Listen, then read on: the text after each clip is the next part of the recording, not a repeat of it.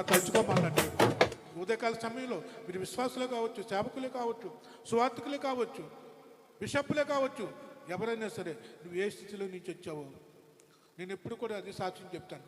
నా స్థితి మర్చిపోను.